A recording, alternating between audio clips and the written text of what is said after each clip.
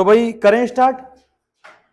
सुनो, तो भारत के बारे में भारत के बारे में सामान्य जानकारी जो कंटेंट चला हुआ है, अब फिर वहीं वापस लौट के आते हैं। देखो कितना बड़ा हो गया, 2 क्लास हो गई है हमारी, धीरे धीरे अब देखो तीसरी क्लास पे आ गए हैं।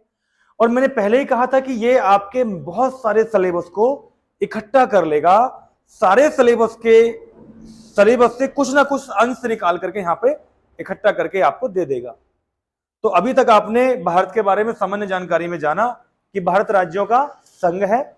संघ कितना, 28 राज्य और 8 केंद्र शासित प्रदेश। सबकी राजधानी सबको याद हो गई? परफेक्ट याद है या नहीं है? नहीं है याद तो फिर बेकार है तुम्हारा बैठना, तुम्हारा आना, तुम्हारा तैयारी करने के बारे में सोचना। देखो अगर तुम इस तैयारी में जुड़े हुए हो तो तुम्हें यहां से ये स्टार्टिंग करनी ही पड़ेगी, चाहे कुछ भी हो जाए, इसमें कोई रियायत नहीं है। ठीक है, तो राष्ट्रीय पंचांग वाला लास्ट पॉइंट बचा था जो मैंने बता दिया। भारत का राष्ट्रीय पंचांग कौन सा है? शक संवत। ठीक है, भारत का राष्ट्रीय पंचांग शक संवत। पंचांग का पहला महीना माना जाता है क्या? चैत्र। वित्त वर्ष का पहला महीना अप्रैल। स्टार्टिंग होती है 1 अप्रैल से। Concept clear? तो यहां से आपको यही बता दिया कि पंचांग को अपनाया कब गया था? 22 मार्च 1957 को। ये कितनी ही बार आया है ना? ठीक है, अब वही है ना कि तुमको याद है नहीं, 22 जुलाई 1947 को क्या झंडा अपनाया गया था? पूछ क्या रहा हूं, आंसर क्या दे रहे हो? है समझ रहे हो ना? ऐसा ही होगा तुम्हारे साथ जब पढ़ के नहीं बैठोगे तो। है, ध्यान रखना, क्लास को अटेंड करने से पहले जो अब तक हो चुका है उसको रिपीट करके बैठे, है ना, ताकि क्लास में तुम्हें बोलने का अवसर मिले, है ना, और टीचर का और आपका कम्युनिकेशन बेहतर हो सके। वरना मैं कुछ बोलूंगा, आप कुछ बोलेंगे। चलो यहां से आगे, आज जो जानकारी तुम्हें कलेक्ट करनी है वो भारत के बारे में, भारत की भौगोलिक स्थिति से। ठीक है, अगर आपने राजधानी याद कर लिया तो अब ये जानो कि कहां पर कौन कैसे है, सीमा रेखाओं के बारे में। भारत का बड़ा राज्य, भारत का छोटा राज्य, जनसंख्या में बड़ा राज्य, जनसंख्या में छोटा राज्य, सारी चीज कलेक्ट करनी है। तो एक छोटा सा मैप बनाने की कोशिश करते हैं भाई। चलो, जैसा भी बनेगा भाई, है ना।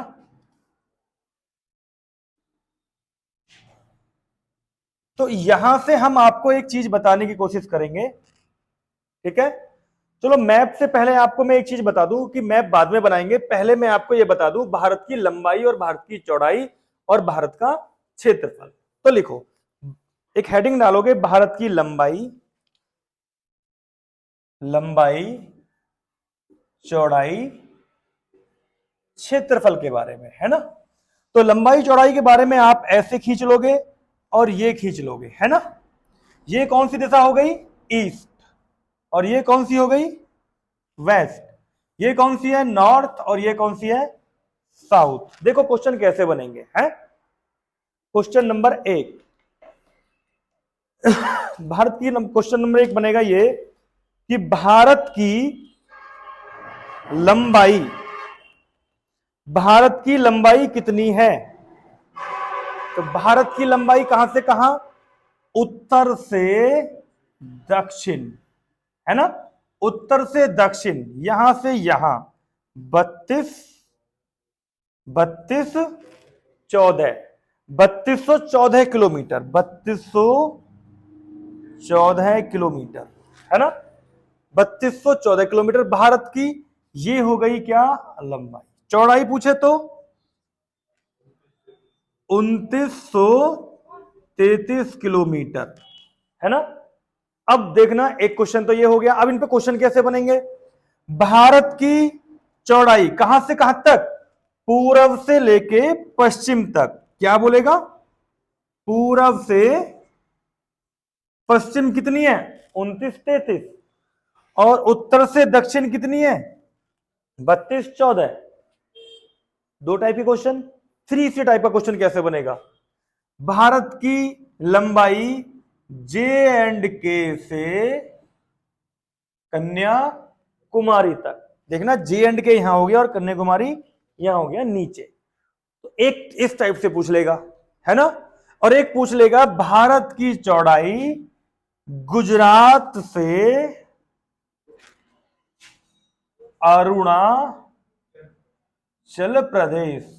तो भारत के सबसे पूर्व में कौन सा है? अरुणाचल प्रदेश। समझ में आई बात?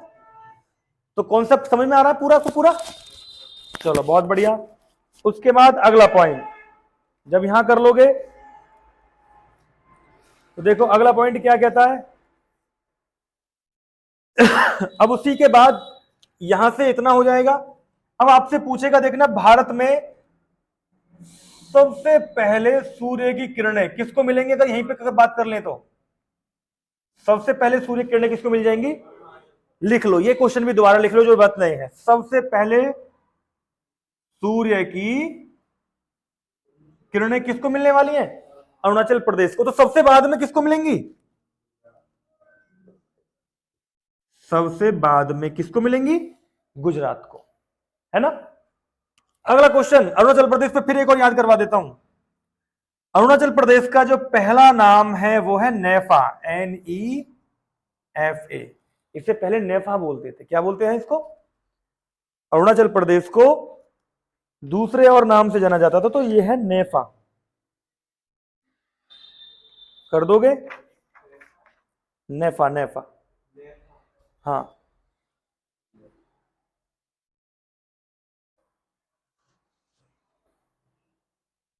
ठीक है। उसके बाद अभी और भी चीजें बची हुई हैं। यहां तक समझ में आ गया? अब बात आती है कि इतना मिटा देता हूं, थोड़ा थोड़ा सा मिटा देता हूं ये वाला। तो वहां पे ये हो गया, यहां पे ये हो गया, है ना। पूर्व से पश्चिम और ये चुनाव आपने लिख लिया, ये मिटा रहा हूं भाई, ठीक है। अरुणाचल प्रदेश, ये सूर्य की किरणें मिल गई पहले आपको। बात आएगी अब देखना, यहीं से मैप बनता चला जाएगा, है। अब जब मैप बनेगा तो यहां पे बनेगा ये कि अब आपसे पूछेगा कि भारत की तट रेखा कौन सी रेखा? तट किसका होता है? समंदर का, पानी का ही तो किनारा होता है। तो भारत की पूछेगा, भारत की कुल तट रेखा, ये वाली तट रेखा, ये सारी की सारी तट रेखा जितनी बार भी है, कौन कितनी है? तो भारत की तट रेखा की लंबाई पूछेगा। तो तट रेखा की लंबाई लिख लो बेटा। भारत की कुल तट रेखा की लंबाई 7,516.6 किलोमीटर। तो लिखो भारत की कुल तट रेखा की लंबाई 7,516, कहीं 6 भी मिलेगा, कहीं केवल 516 ही मिल जाएगा, है ना। ठीक है। इस तट रेखा में जो भारत के छोटे मोटे इधर उधर द्वीप है ना, जैसे लक्षद्वीप है, ठीक है, और अंडमान निकोबार है, ये जितने भर भी हैं, ये सारी तट रेखा इसमें जोड़ के बताई गई है। तो इसका मतलब अभी एक क्वेश्चन और बचा हुआ है। क्या बचा हुआ है? भारत की मुख्य तट रेखा। क्या बना दूसरा वाला? लिखो, यहीं पे लिख देता हूं, है। भारत की मुख्य तट रेखा की लंबाई कितनी है? 6100 किलोमीटर। 6100 किलोमीटर।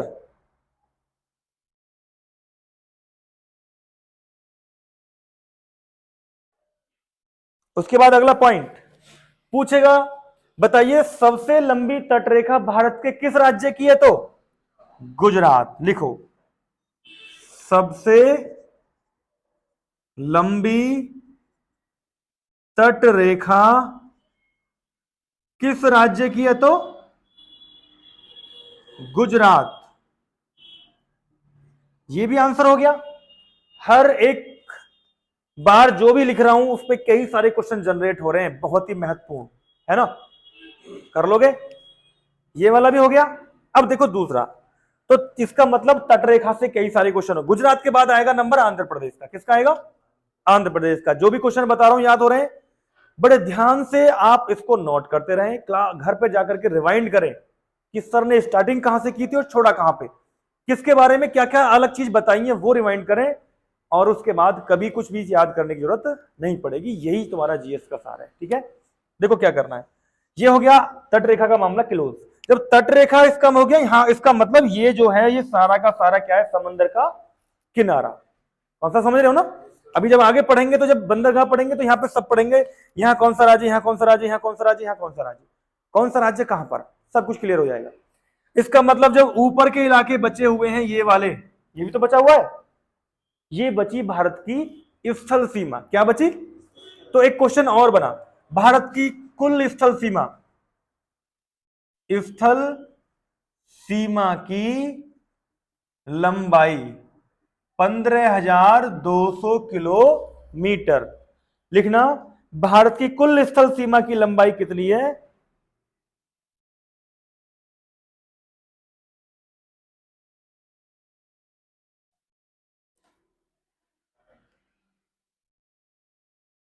कितनी है? 15,200 किलोमीटर। बेटा आज की जो क्लास है ना, ये दोनों जो क्लास हुई है उनसे ज्यादा बेहतर है ना? क्यों बेहतर है? क्योंकि इसमें आंकड़े ज्यादा हैं, और इसमें आंकड़े क्योंकि सब जगह से आ रहे हैं, वर्तमान से भी और पास्ट से भी, मतलब सारे के सारे क्वेश्चन इकट्ठे होकर के तुम्हें एक साथ मिल रहे हैं, वरना इसको अलग अलग लेवल पे ही हुआ होता है। अब आ जाओ, 15,200 क्लियर हो गया, अब आ जाओ आगे।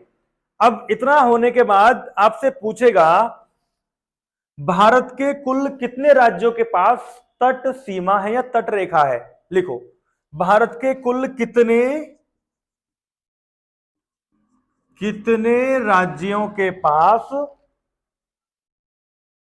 तट रेखा वाले राज्य कह सकते हैं ना, या तट रेखा वाले राज्यों की संख्या कितनी है इनकी, ये वाले तट रेखा जो है, तो कुल है 9 राज्य। कितने राज्य है बेटा? 9 राज्य। कुल कितने राज्य? 9 राज्य। ठीक है, 9। उसके बाद अगला पॉइंट लिखोगे,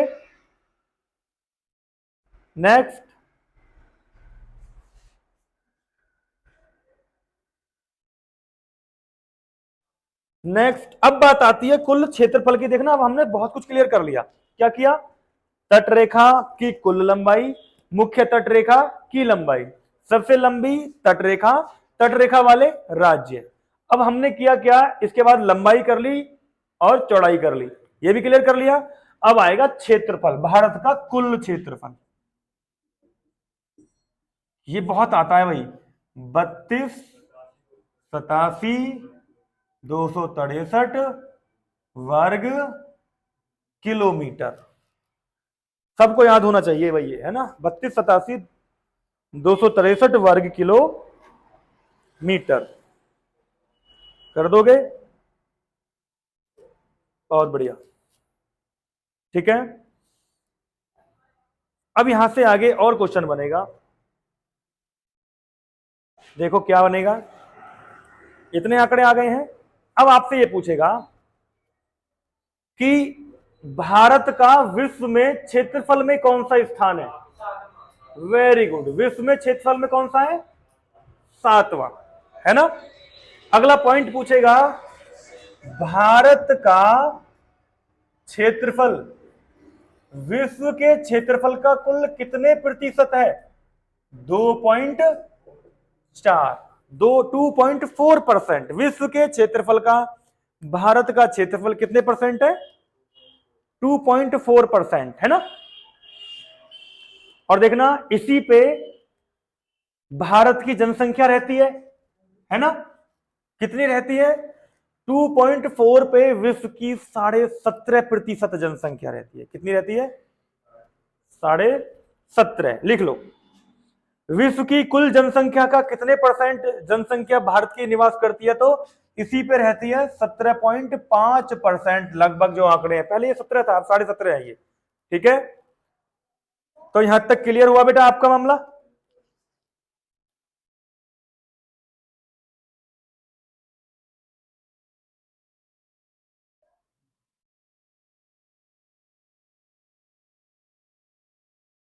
कॉन्सेप्ट क्लियर? मिटाऊं इसे? थोड़ा थोड़ा मिटाना पड़ेगा क्योंकि और आंकड़े ऐड करने हैं। तो बेटा यहां तक का आंकड़ा क्लियर हुआ, है ना। अब आगे आगे लिखो, देखना, विश्व में भारत का जनसंख्या में कौन सा स्थान है? देखना, क्षेत्रफल में 7वां और जनसंख्या में दूसरा। तो जनसंख्या में नंबर 1 कौन है? चीन। अभी भी कौन है जनसंख्या में नंबर 1? चीन। ठीक है, अब हमें वो क्वेश्चन करना है जो क्वेश्चन तुम्हें मैं बताऊंगा अभी। भारत का क्षेत्रफल में सबसे बड़ा राज्य, मिटा दूं बेटा यहां तक का ये सारा कुछ? अरे पगले, रसिया भारत में ही है।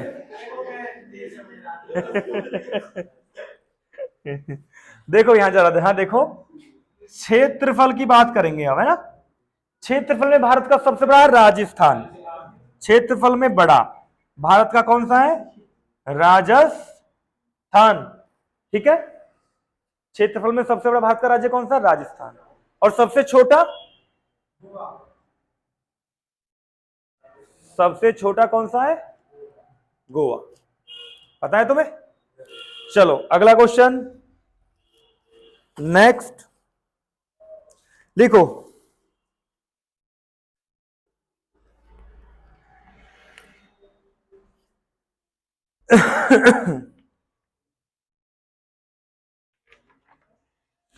अब यहीं पे क्वेश्चन ऐड करोगे, भारत का समय लिखना। भारत का समय कहां से लिया गया है?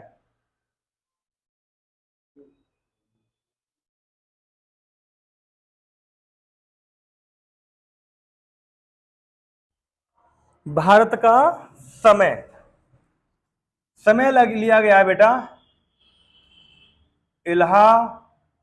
इलाहाबाद के मिर्जापुर नैनी से। मिर्जापुर नैनी 82.5 देशांतर, 82.5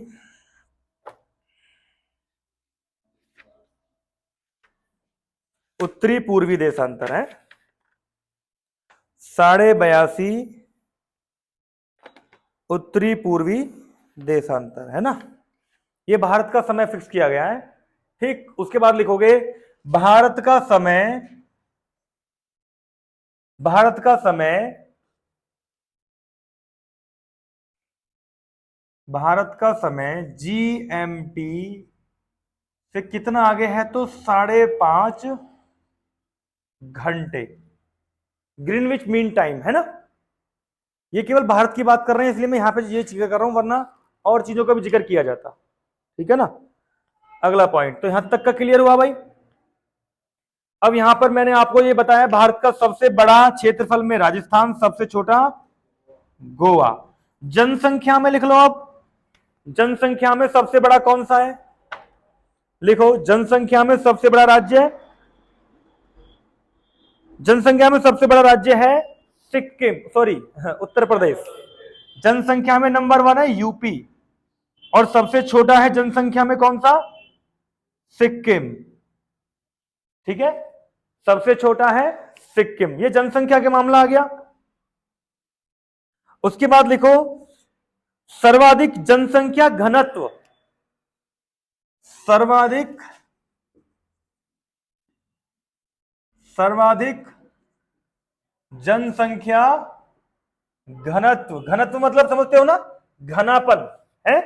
घनत्व मतलब 1 वर्ग किलोमीटर में रहने वाले लोगों की संख्या के बारे में ये पूछता है।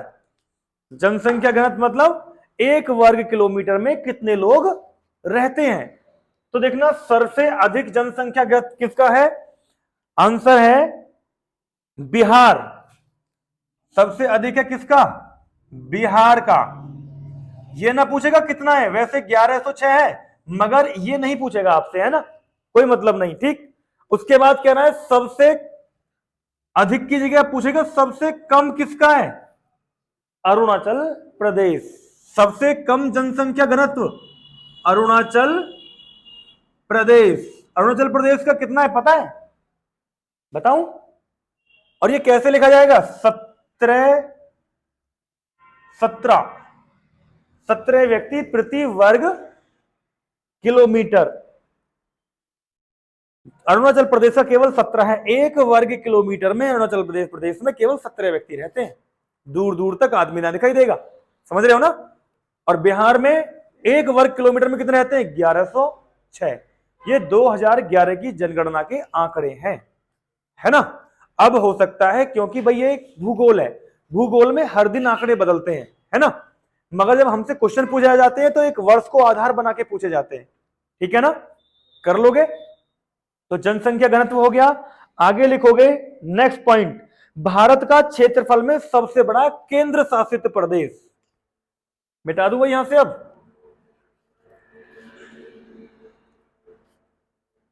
सबसे बड़ा केंद्र शासित प्रदेश,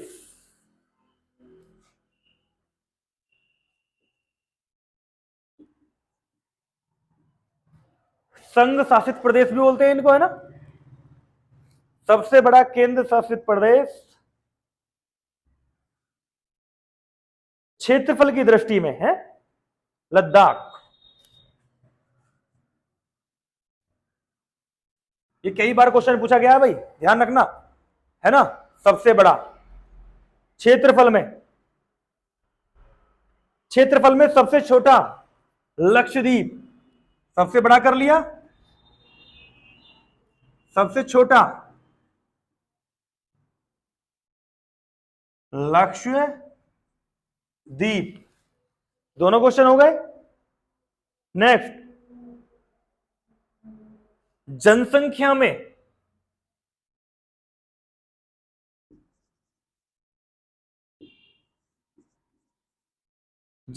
में सबसे बड़ा केंद्र शासित प्रदेश, तो जनसंख्या नंबर 1 पे किसकी हो सकती है, ये तो तुम्हारे हाथों पे होगा, दिल्ली। दिल्ली को तो भाग रहे हैं सारे के सारे, तो देखना सबसे बड़ी जनसंख्या है केंद्र शासित प्रदेशों में दिल्ली की।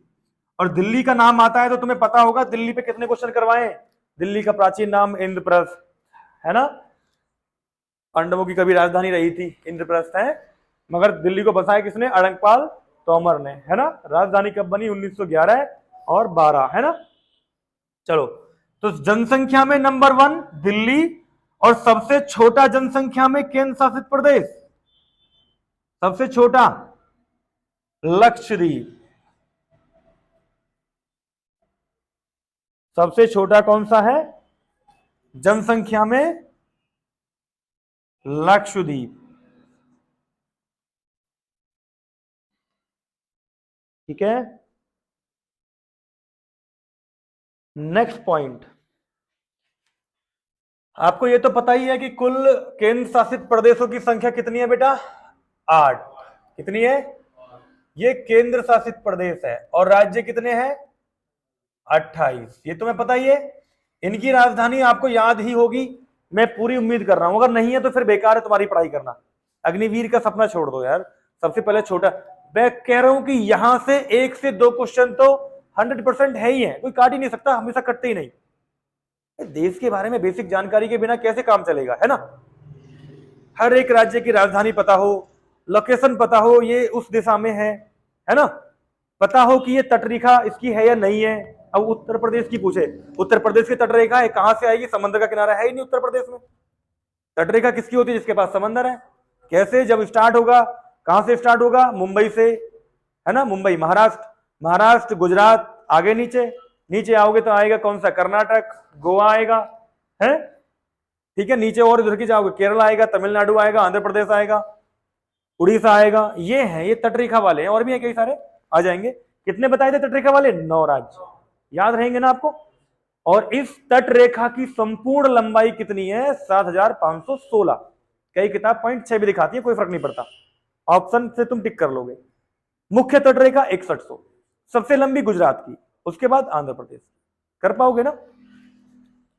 अब आपको मैं बता रहा था, वही लिखो कि देखना पहले ये हुआ क्या, पहले ये कितने थे, 7 थे बेटा, ये कितने थे पहले, तो 7 के साथ 2 राज्य, मैं क्योंकि यहां पे चर्चा करनी भूल गया, यहां से क्वेश्चन बनता है।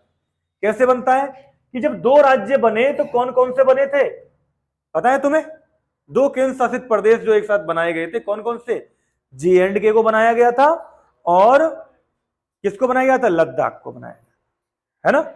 तो कितने हो गए थे, 9।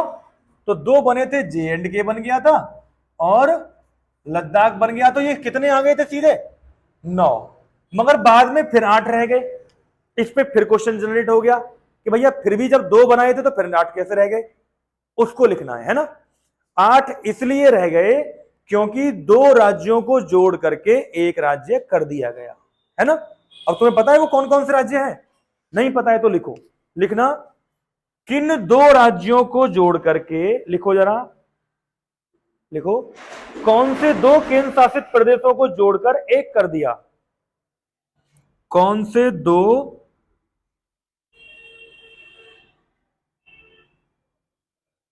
प्रदेशों को जोड़ करके एक? इनका नाम है दमन व दीप, दादर व नगर हवेली।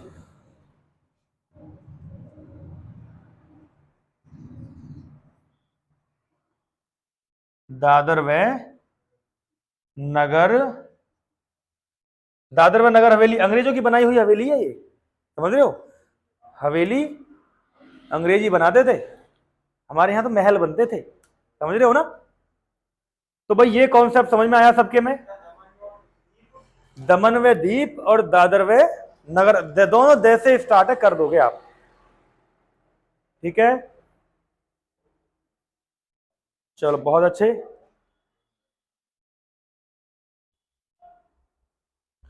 भाई ये मिटा रहा हूं मैं, दो चीज और बता रहा हूं, उसके बाद ये कर लोगा, देखना कितना सारा कवर हो गया है, समझ रहे हो ना, चारों तरफ से।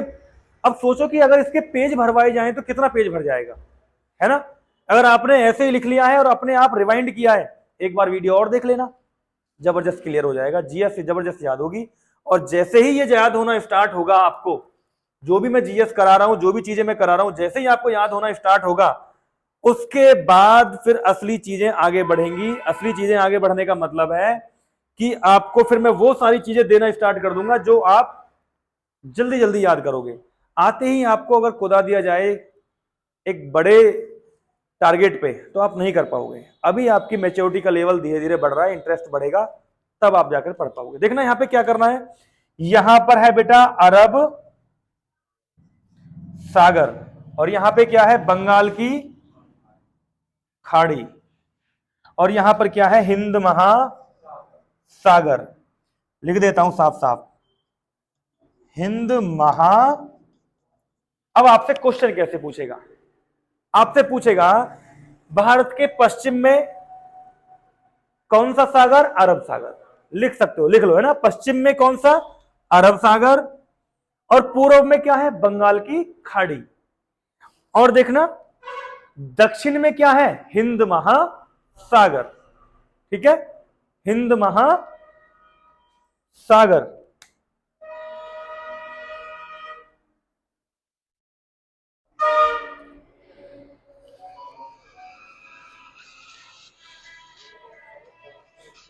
वैसे अगर देखा जाए तो किताब के नजरिए से इसको बोला कैसे जाता है, देखना, भारत के दक्षिण पश्चिम में अरब सागर, है ना, भारत के दक्षिण पश्चिम में अरब सागर, भारत के दक्षिण पूर्व में बंगाल की खाड़ी, भारत के दक्षिण पूर्व में क्या है, बंगाल की खाड़ी, जहां पे सुंदरवन पाए जाते हैं, जहां पे सुंदरवन डेल्टा बनता है बंगाल की खाड़ी में, है ना। बहुत सुंदर वन, सबसे सुंदर वन यहीं पे मिलते हैं, आपको पता है। सुंदर मतलब सदाबहार वन भी है यहाँ पे, है ना। इनको अल्पाइन वन भी बोलते हैं, मैनग्रोव भी बोलते हैं। बहुत सारे क्वेश्चन अपने आप फ्लो में निकलते हैं, ठीक है। तो देखना, और प्रॉपर दक्षिण में क्या है, हिंद महासागर, विश्व का एकमात्र सागर जो किसी देश के नाम पर है, हिंद महासागर एकमात्र, है ना, जो भारत के नाम पर है, ठीक है।